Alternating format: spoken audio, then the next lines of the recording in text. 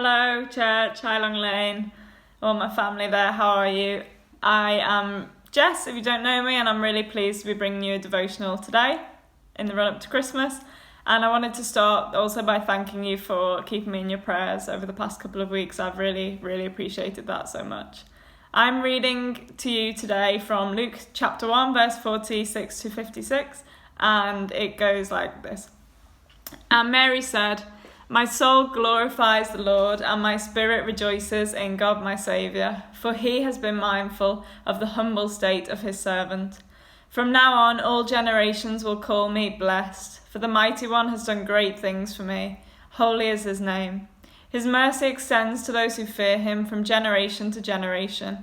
He has performed mighty deeds with his arm. He has scattered those who are proud in their inmost thoughts.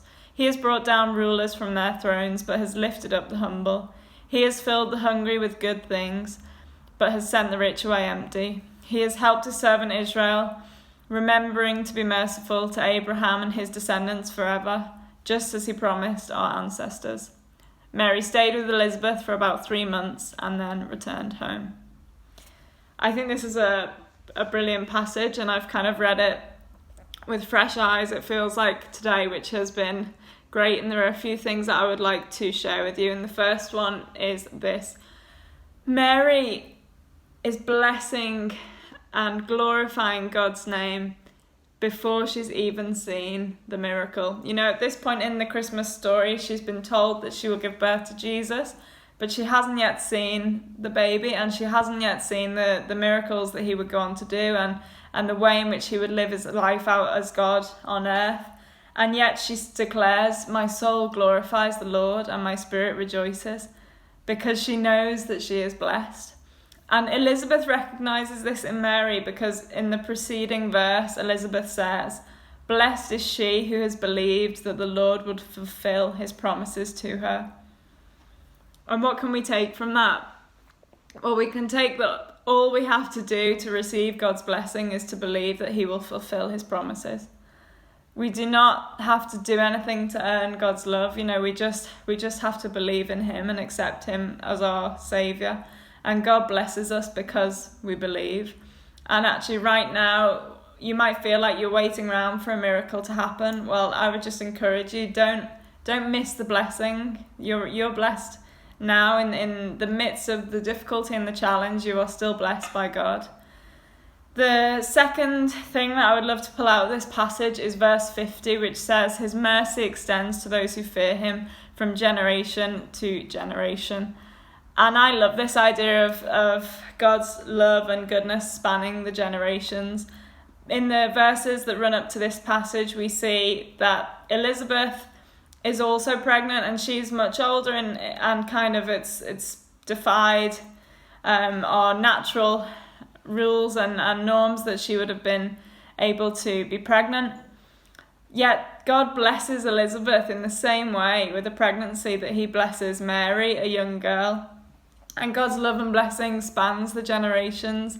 One of the many reasons that I love Long Lane Church is because we are a real generational church, and we have people of all different ages in our congregation. And, you know, I would love to take a moment to honour those older ones in our congregation. And you are our prayer warriors. You are the people who we look up to as younger members of the church and of the faith, and we are inspired and really encouraged by your example. So I would love to just honour you and thank you for that. You know, for all of you, from Grace, John, Bob, Pat, Arthur, Helen, Ruth, the list goes on. I thank you so much for the way that you encourage us, because this period of lockdown I think must have been particularly difficult for the older generation who are shielding or feel isolated or can't see their family. And I just encourage you that we see you and we love you, and we are so blessed to have you in our church family.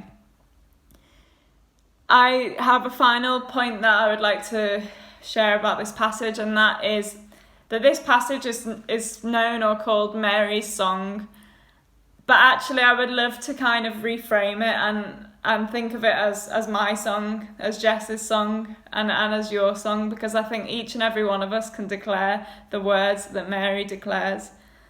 You know, perhaps the Catholic Church might disagree with this or challenge this, but I believe that we are just as blessed as Mary is, because the same God that Mary serves is the same God that we serve.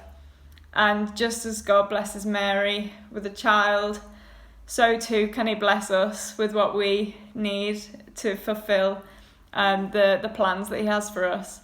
And so I really believe that every one of us can declare the words that are in this passage. And, you know, one of the things that we can really cling on to is this idea that we are blessed, and others will look at us and see that in us, and that will be our legacy. So I would encourage you, if you would join me, Nick, Siobhan, Pete, Jan, anyone under the sound of my voice, in declaring this as your song. So this is Jess's song.